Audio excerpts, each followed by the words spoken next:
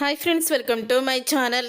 CCTV ఫుటేజ్లో నిజం తెలుసుకొని జ్యోత్స్న చంప పగలగొట్టిన పారిజాతం. అసలు ఇదంతా ఎలా జరగబోతుందనేది ఈ వీడియోలో తెలుసుకుందాం. దాసునికి కిడ్నాప్ చేయించింది జ్యోత్స్న అని పారిజాతానికి అర్థమైపోతుంది. కానీ ఏమీ మాట్లాడలేక, రే కార్తిక్, ఎవరో మొత్తానికి దాసుని కిడ్నాప్ చేశారా, కనిపెట్టాలి అని అంటూ ఉంటుంది. అప్పుడే కార్తిక్ అయితే, నేను ముందు నుంచి చెప్తూనే ఉన్నాను పారు, పోలీస్ కంప్లైంట్ ఇద్దామని, నువ్వే ఇవ్వనివ్వలేదు అని అంటూ ఉంటాడు. కార్తిక్ అయితే, నువ్వు పోలీస్ స్టేషన్కి వెళ్ళి కంప్లైంట్ ఇవ్వరా అని అంటూ ఉంటాడు శివనారాయణ. అప్పుడే కార్తిక్ వెళ్ళబోతుండగా జ్యోత్స్న అయితే, ఎందుకు బావా ఇప్పుడు పోలీస్ కేసులు అవన్నీ అవసరమా అని అడుగుతూ ఉంటుంది. నీకెందుకు మరదలా అంత కంగారు పుడుతుంది పోలీస్ స్టేషన్ అంటే అని అనగానే, నాకు కంగారు ఎందుకు, అయినా ఇప్పుడు ఇంట్లో మమ్మీకి బాగోలేక అందరూ కూడా చాలా బాధలో ఉన్నారు. ఇప్పుడు పోలీసులు వచ్చి ఎంక్వైరీలు ఇవన్నీ అవసరమా, ఇప్పుడేమి పోలీస్ స్టేషన్కి వెళ్ళి నువ్వు కంప్లైంట్ ఇవ్వాల్సిన అవసరం లేదు అని అంటూ ఉంటే, అప్పుడే ఇక పారిజాతం అయితే, రే నువ్వు వెళ్ళరా, పోలీస్ స్టేషన్కి వెళ్ళి కంప్లైంట్ ఇవ్వు అని పంపించేస్తుంది కార్తీక్ని.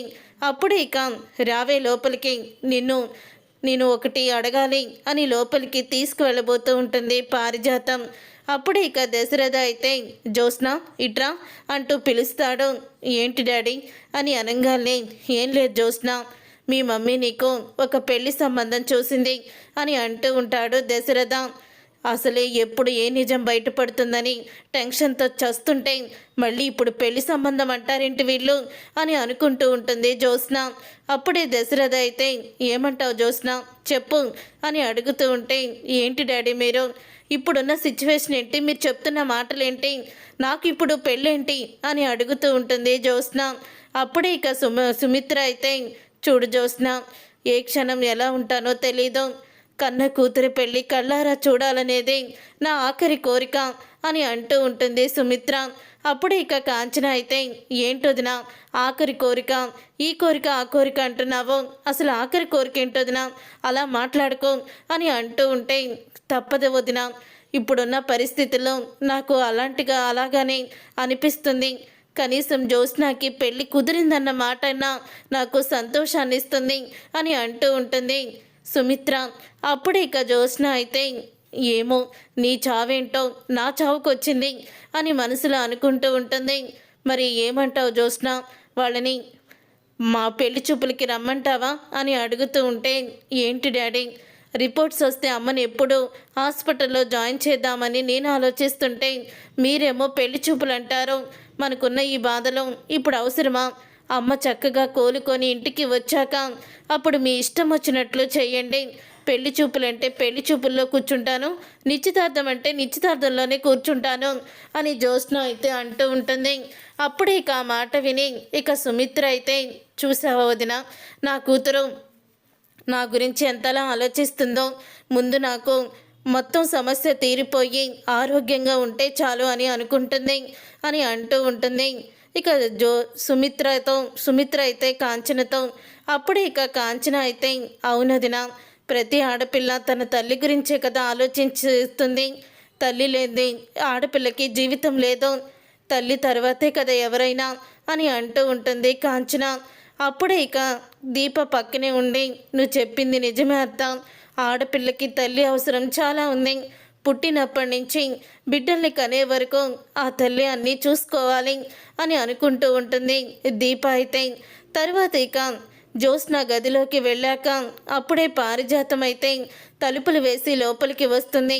ఇక తలుపులు వేసి లోపలికి వచ్చి పారిజాతం ఇలా అంటూ ఉంటుంది, చెప్పు దాసుని ఎక్కడ దాచిపెట్టావో అని అడుగుతూ ఉంటే, నేను దాచిపెట్టడం ఏంటి గ్రాని అని అడుగుతూ ఉంటుంది జ్యోత్స్న.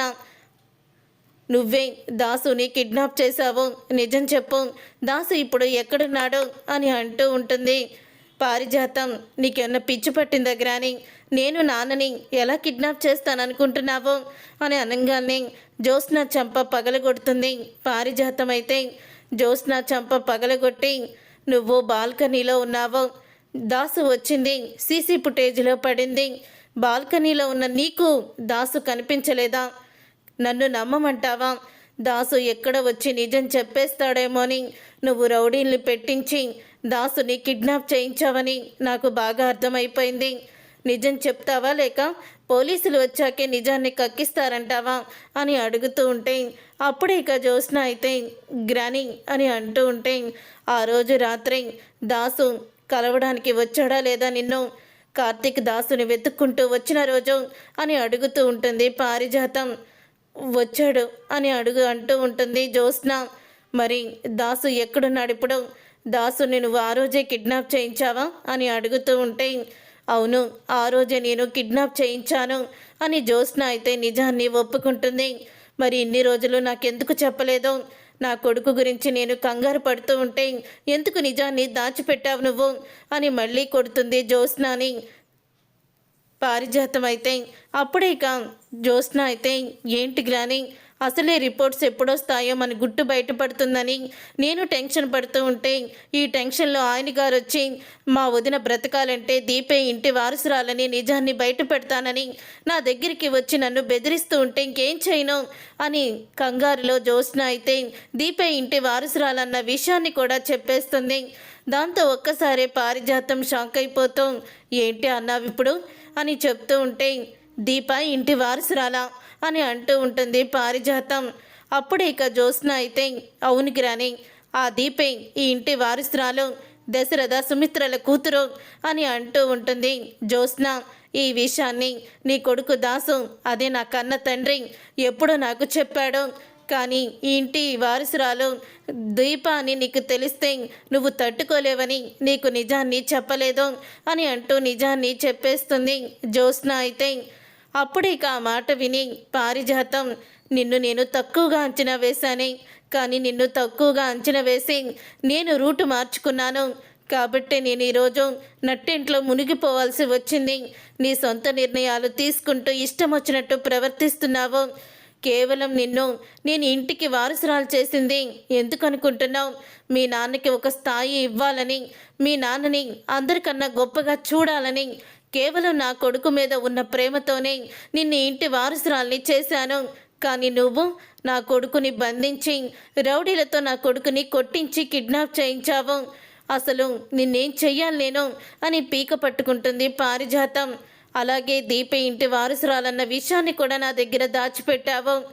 అసలు నువ్వు మామూలు ఆడదానివి కాదు అని పారిజాతం అయితే అంటూ ఉంటుంది.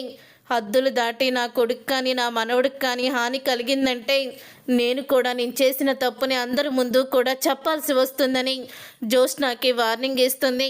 చూసారుగా ఫ్రెండ్స్, రాబోయే కథలో ఖచ్చితంగా ఇలాగే జరగబోతుంది. మరి ఇలాగే జరగాలని మీరైతే కోరుకుంటున్నారా? అయితే వీడియోని తప్పకుండా లైక్ చేసి ఛానల్ని సబ్స్క్రైబ్ చేసుకొని పక్కనే ఉన్న గంట సింబల్పై ఆల్ అని క్లిక్ చేయండి. అప్పుడే మేము పెట్టే ప్రతి వీడియో మీరు మిస్ కాకుండా చూసేవచ్చు.